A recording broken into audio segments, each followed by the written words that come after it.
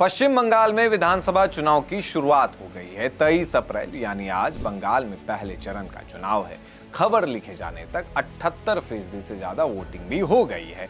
हर एक polling booth की webcasting को भी देखा जा रहा है। लेकिन इन तमाम व्यवस्थाओं के बाद भी सीआरपीएफ और केंद्रीय बलों की इतनी तैनाती के बावजूद ममता बनर्जी के बंगाल में हिंसा और झड़प थमने का नाम नहीं ले रही।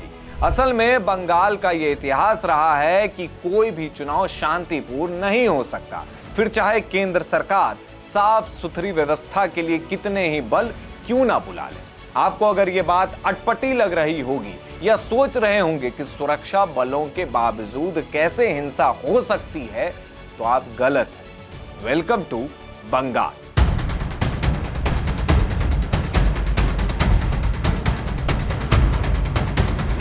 सुबह का माहौल था, चुनाव की शुरुआत की गई, उत्साह और उमंग देखने को मिले। लेकिन अचानक कुछ घंटों के बाद टीएमसी के गुंडों ने वही किया जिसकी उनसे उम्मीद थी, उसी चीज की जिसकी आशंका 1 महीने पहले ही मुख्य चुनाव आयुक्त ज्ञानेश कुमार को भी हो गई थी। इसलिए बंगाल में विशेष और अतिरिक्त बलों की तैनाती की गई और निष्पक्ष चुनाव करवाने का वादा किया गया। इन वादों पर चुनाव आयोग अभी भी कायम है, इसलिए वोटिंग प्रतिशत बढ़ रहा है। लेकिन इस बार टीएमसी के गुंडों ने नया पैंतरा अपनाते हुए पोलिंग बूथ एरिया से हटकर भाजपा कार्यकर्ताओं के ऊपर हमले किए हैं। आपके स्क्रीन के ऊपर एक वीडियो चल रहा होगा, पहले इस वीडियो को पूरा देखिए। वीडियो में जो शख्स दिख रहा है वो असल में बीजेपी के कैंडिडेट हैं। नाम है शुभेंदु सरकार। वो दक्षिण दिनाजपुर से बीजेपी के प्रत्याशी हैं। आप वीडियो देखकर समझ सकते हैं कि टीएमसी के गुंडों की हिम्मत कितनी बढ़ी हुई है कि शुभेंदु सरकार को सूचना जब मिली कि एक विशेष बूथ पर बूथ जैमिंग की जा रही है, जब वो अपनी टीम के साथ वहां पहुंचे तो उन पर टीएमसी के गुंडों ने हमला कर दिया। और ये कोई पहला हमला नहीं। मैं आपको बताता हूं कि खबर लिखे जाने तक कहां-कहां बंगाल में हमले हुए हैं। आसनसोल साउथ विधानसभा सीट से भाजपा विधायक और उम्मीदवार अग्निमित्रा पॉल की कार पर बरनपुर के रहमत नगर इलाके में हमला हुआ। अग्निमित्रा पॉल ने टीएमसी के ऊपर इस हमले का आरोप लगाया है। जब उनकी कार पर हमला किया गया उस वक्त वो अपनी ही कार में बैठी हुई थी। अब आते हैं सिल्लीगुड़ी की तरफ। सिल्लीगुड़ी में भी वोटिंग हो रही थी। भाजपा और टीएमसी कार्यकर्ताओं के बीच यहां झड़प हुई। सिल्लीगुड़ी के जगदीश चंद्र विद्यापीठ में बने बूथ पर वोटिंग हो रही थी। इस दौरान बूथ के बाहर दोनों पार्टी के कार्यकर्ताओं के बीच किसी बात को लेकर बहस हो गई। मालदा के एक बूथ पर ईवीएम खराब होने से हंगामा हो गया। बूथ के बाहर मौजूद लोगों ने चुनाव अधिकारी को घेर लिया और आपत्ति जताई। लेकिन इन सब से परे सोशल मीडिया पर एक ही वीडियो ने सबका ध्यान आकर्षित किया।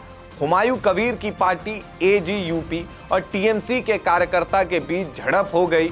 इसके वीडियो सोशल मीडिया पर वायरल है। मुर्शिदाबाद में हुई लड़ाई के बाद से पुलिस और केंद्रीय बल की तैनाती को और मुस्तैद कर दिया गया। सोशल मीडिया पर यह भी कहा जा रहा है कि बम भी फोड़े गए हैं। और सबसे गजब कांड तो मालदा में हुआ, जहां खुद टीएमसी के ही कार्यकर्ता आपस में भिड़ गए। मालदा जिले के हरिश्चंद्रपुर विधानसभा क्षेत्र में उस वक्त अफरा तफरी मच गई जब तृणमूल कांग्रेस के ही 2 गुट आपस में भिड़ गए। हरिश्चंद्रपुर ब्लॉक 1 पंचायत समिति में टीएमसी के नेता स्वपन अली ने सनसनीखेज आरोप लगाते हुए दावा किया कि मंत्री ताजमुल हुसैन और उनके समर्थक खुलेआम कांग्रेस पार्टी के पक्ष में प्रचार कर रहे हैं। ये वो सारी घटनाएं हैं जो मीडिया के सामने आई है। लेकिन मैं इतना कह सकता हूं कि बंगाल में कई ऐसे इलाके होंगे जहां झड़प हुई, लेकिन उसके बारे में हमें पता नहीं चला। टीएमसी की नीयत साफ है कि चुनाव का नतीजा जो भी हो, हम चुनाव के दौरान हंगामा करेंगे, क्योंकि उनके दिमाग में ये बात फिट है कि बंगाल की जनता को विकास से क्या लेना देना। उनके दिमाग में तो दीदी की इमेज सेट है, इसलिए हंगामा भी करेंगे तो कोई दिक्कत थोड़ी है। बहरहाल बूथ की सुरक्षा में केंद्रीय सुरक्षा बल लगे हुए हैं और सबसे गजब बात यह भी है कि सुरक्षा के पैरामीटर को लेकर भी कटाक्ष किए गए थे। कई अखबारों में ऐसे हेडलाइंस हैं कि जैसे मानो कि बंगाल में पहली बार चुनाव हो रहे हो। वैसे आप ममता बनर्जी को कितनी रेटिंग देना चाहेंगे, हमें कमेंट बॉक्स करके जरूर बताएं।